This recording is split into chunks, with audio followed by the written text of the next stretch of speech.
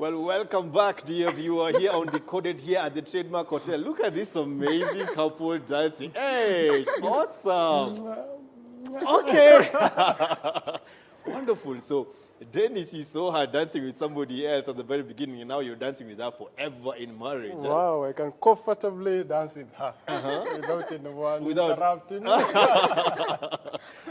Nice. Now there's some decoded cards in front of you.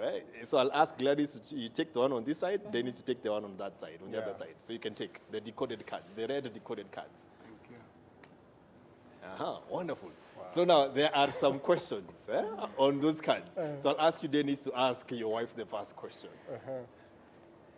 My lovely queen, how many children would you like us to have? 4. Hey, okay. 4. She says 4. How many do you want? Actually 4. 2 boys, 2 girls. Wow. You are in sick. God. Well, God bless you. Now, what about you? What's the question you want to ask him? What would you like me to do when you get angry?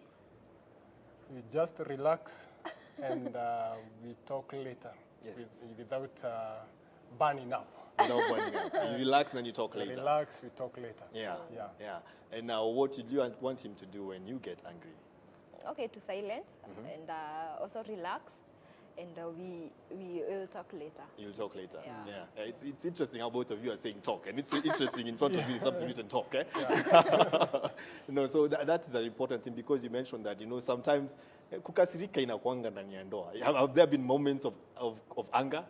Yeah. They've been there, right? You've seen it. You've seen it, You've seen it a few times, Because right now in marriage, the thing is that you are an individual outside, and now you're living with somebody every single day, so you're learning this person afresh and seeing things about them, and sometimes there can be anger. So just as you've spoken, you know what? Relax, cool down. But don't relax and then you ignore the issue. Some people, they walk away in the name of cooling down, in the name of cooling off. And then when they come back, they don't talk about the issue. So yes, if you're going to walk away, then come back, then make sure you talk about the issue. Now, what's the next question you want to ask your wife? I like how you call her your queen. Okay. Queen. How can I help you achieve your dreams? Through prayer, as you are the priest of the house. Yeah. And secondly, to support me and encourage me. Wow. And what about you? How would you want her to help you achieve your dreams?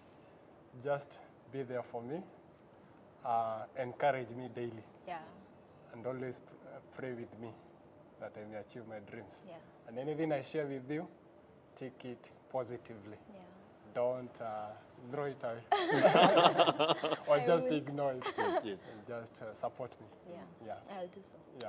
Wonderful. There's a reason why that question was asked, because you said that you wanted to get married which year at the very start? 2019. 2019. And then what did you do? I just wanted to advance in education. You wanted to advance in education. So you wanted to finish something first, to finish the course that you're doing. Okay. And then what did you tell her about that? At first, it was quite disturbing. But God gave me the fruit of patience. Yes. I had to wait. You had to wait.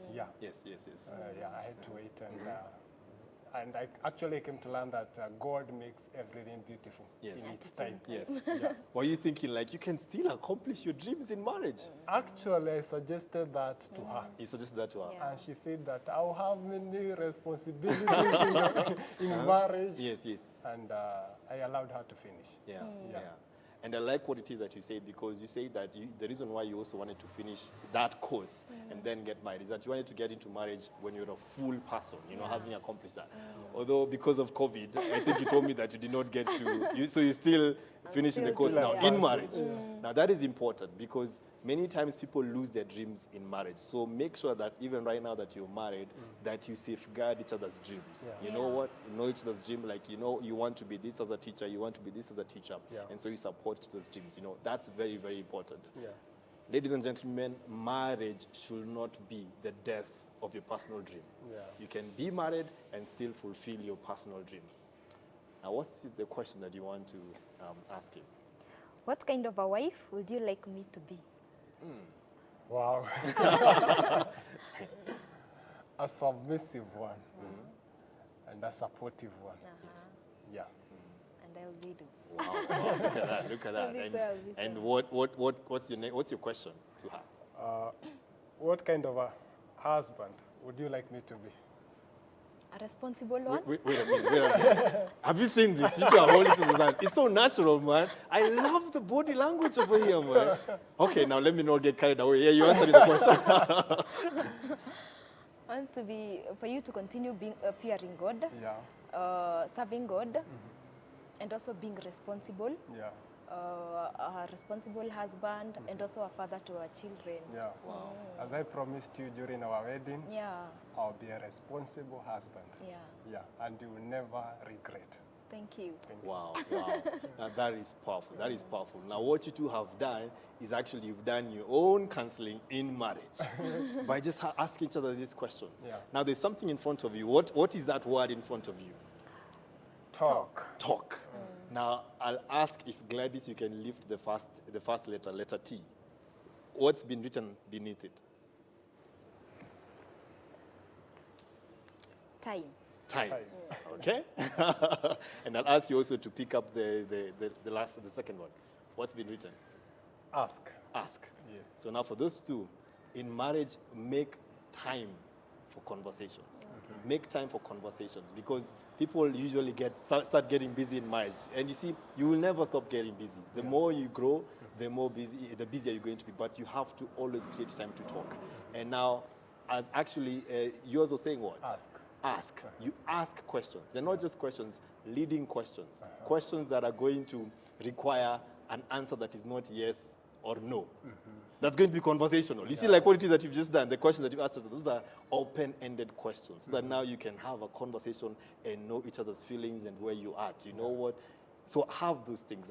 Ask each other's other questions that are open-ended so that you can get feedback and get to know the other person better. What does L stand for? I'll ask Gladys if you can pick up L. Listen. Wow. Listen.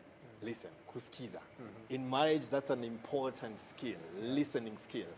Many people are quick to talk, but few are quick to listen. And yet we've got 2 ears to listen and 1 mouth to speak. So listen more. Listen to what it is that your spouse is telling you. Listen your spouse's perspective. Listen to his perspective as a husband. Listen to her perspective as a wife. And that way, both of you are going to do the K. Now, what's K stand for? No. No, you know? So the more you listen, the more you know your spouse. Because right now you're on a journey of knowing your spouse better. Because you are still developing, meaning there's always going to be something new to learn about your spouse. So as long as you keep on making time, you keep on asking open-ended questions, you know what? You keep on listening, then you will know each other. And once you know each other, you'll be able to love each other better. So if you can just continue with that those 4 principles, you're good. You're good. I should now nickname you the holding couple. You just love holding hands. Eh? I love that. I love that. So you may put your cards down. Thank you so much. Now I'll ask you, Dennis, how do you call the lady that you call Queen? The one that you're now dancing with forever. My lovely queen. Yeah. Your lovely queen. Yes. Wow, you call her your lovely queen. Yes. So looking at her, looking into her eyes, what do you want her to know? What words are you telling her as her husband? You can speak to her. My lovely queen, you know how much I love you. Yeah. And I promise to love you the more and to be responsible, just as I promised you during our wedding. Yeah. I will never fail you. And I pray that God will help us to have a godly marriage that is built on his foundation. Yeah. I love you so much. Thank you. I love you too. Thank you. Am I saying something? Your smiles are almost similar, you guys. Like, oh my goodness.